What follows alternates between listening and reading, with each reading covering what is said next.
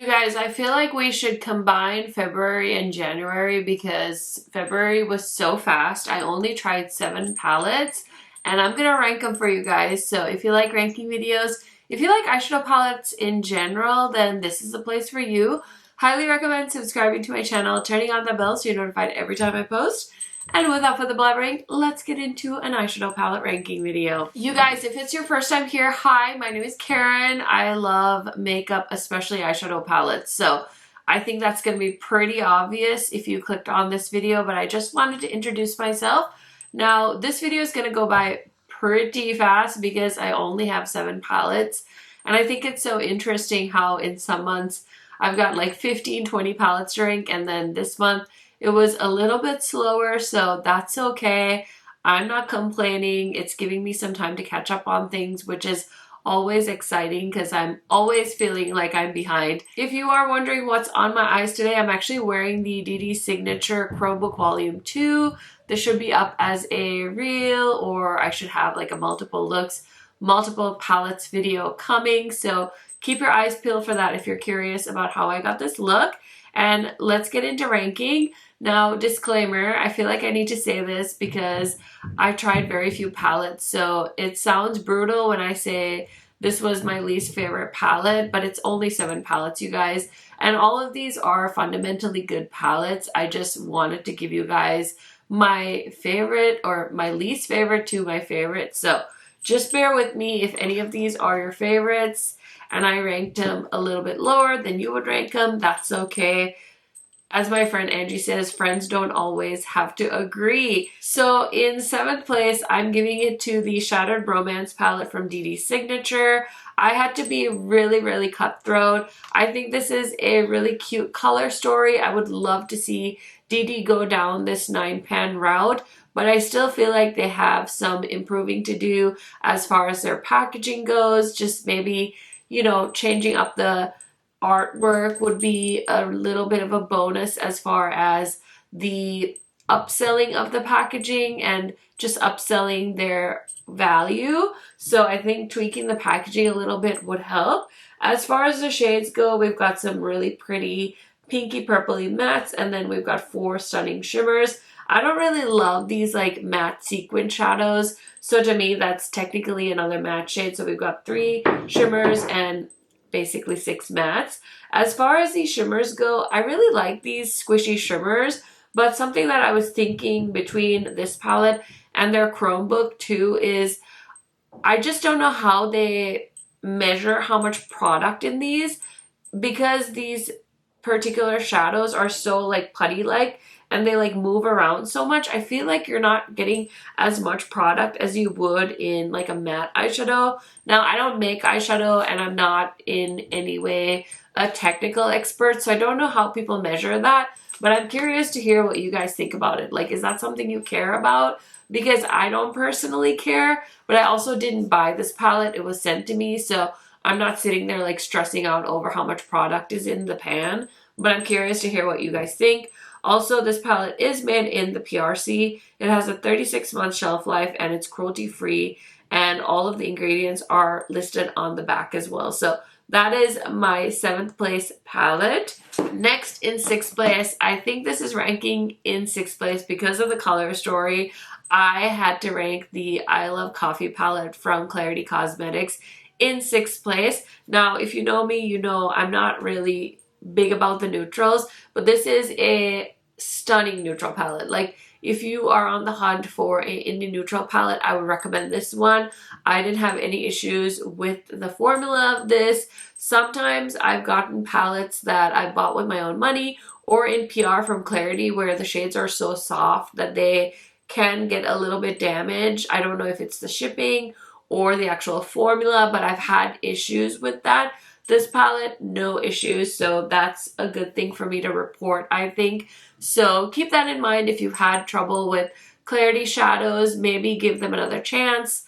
Obviously, I'm not telling you what to do. I'm just reporting back my experience. This was sent to me, and as you can see, none of the shades were broken, so I just wanted to point that out. I also like that these are smaller pans because I'm never going to pan an eyeshadow palette. I also like that it opens up like a book. I love coffee. I drink at least 1 cup every morning. I need it. It's my mom fuel, so I love that. And somebody actually pointed out that these flowers are like the flower before the coffee bean. I don't know, but there is some connection here. I didn't dive in deep into it, but somebody did mention that in the comments. Anyways, I know I've referenced this video before, but in 2024, I made a video about how there aren't that many indie neutral eyeshadow palettes, and I feel like the brands have heard us. And we have this beautiful one from Clarity for you guys to check out if you are a neutral lover. Okay, honestly, I feel like this palette is such a snooze fest, but I wanted to rank it in 5th place because I think this is just a great everyday palette for a lot of people out there. I know not everybody wants to wear neutrals all the time, but if you do like to wear neutrals all the time, this is a solid palette. I am holding the Natasha Denona Bloom palette in case you didn't know. I really love this artwork in the packaging. It's very cute. It's very like soothing to me. I love the colors. As far as, is this like the palette that I was just like, oh my gosh, give it to me now, send it to me faster? No. And I think that the Sigma Quarter Rosa, like, it didn't come to me right away when I saw this, but when I received the palette and had just recently gone through my eyeshadow palette, so it did totally remind me of that. I think that if you have that palette, you don't need to spend your money on this, but of course, you know, you might be like me, you might be a bit of a makeup savage, you might be a Natasha Denona collector, so I totally get it. Is this a standout Natasha Denona palette? I personally don't think so, but if you're looking for some warm peachy tones, you might really enjoy this palette. I personally thought that it was way prettier once I put it on than when I was staring at it in the packaging. Okay, in 4th place is this little cutie from Unearthly. This is their Thinking of You palette, and it's their Valentine's launch.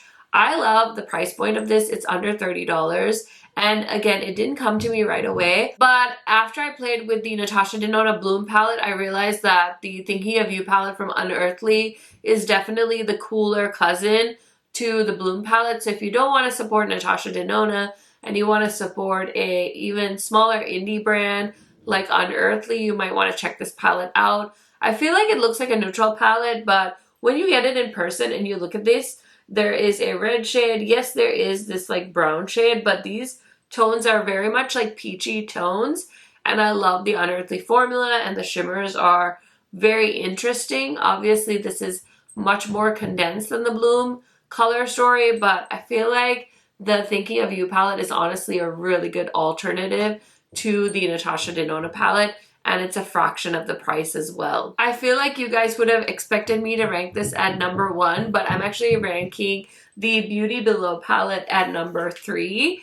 And I feel like people are going to be screaming at me when they see number 2 and number 1, because this is definitely more my vibe. But the reason I'm ranking this a little bit lower is because of how dark and grungy this palette is. I feel like it's cute, but I wish they had at least one lighter shade just to kind of help lighten things up if you wanted like a pop in the inner corner or something like that. I really wish they had added like a pearl shade, like a white pearl or even a white matte shade would have been super handy in this palette. Now, obviously, I am not the creator of the palette, so it's not for me to decide what should be in a palette or not. I'm just giving you guys my preferences. I feel like Blend Bunny's really upped it with this palette.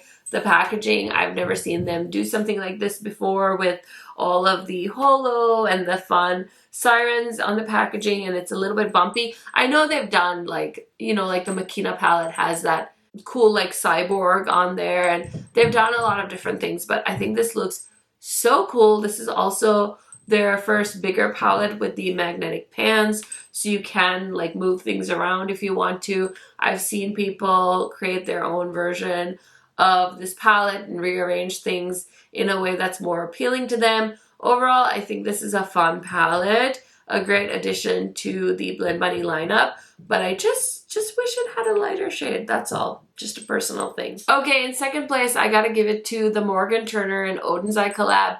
I know, who am I? This is a very pinky purpley palette, but I love pink eyeshadow on my skin tone, and I love purples. It's not my favorite color to wear, but I know it looks really good on my skin tone, so I gotta give it a shout out. And I think she did a cute job. It's just so Valentine-y, and I love. So the fact that she came out with a whole collection dedicated to Valentine's Day totally just like got me. I don't know. It's just cute. It's cute. It's easy.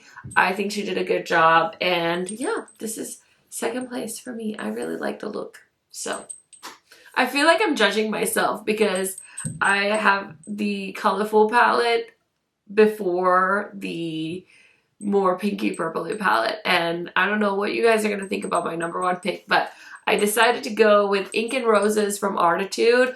I really like this color story. I think it's like muted, but it's so pretty. I love Arttitude's formula. They really do it for me. They really scratch that itch. I forgot to tell you guys where all of these were made. This one is made in the PRC, just so you know as well. I think most palettes are these days. I'm actually really surprised when I come across a palette that isn't made in the PRC. So just keep that in mind, but I've never had an issue. I know some people have preferences, so that's why I want to mention it. But this palette is so cute. It's like muted, but it's like romantic. I love the shimmer shades. I love this green. I really like the look I did with this. I'm actually going to do a multiple looks, multiple palette video that includes this one because I think when I got this, I didn't have time to get a look up before the palette launch. So I decided to just wait and take my time. And I'm going to do a multiple palettes, multiple looks video, including this one. So keep your eye out for that, or maybe it's up already.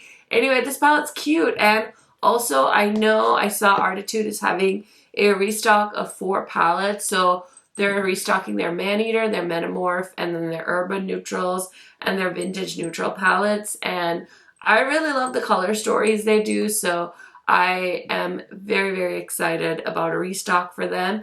And I really like the Ink and Roses palette. So I wanted to rank it in the number 1 spot for February. Okay, friends, we made it to the end of the video. I hope you guys enjoyed hanging out with me. Let me know what your favorite palette was for the month of February. I'm always nosy and I love to hear what you guys are using and what your preferences are.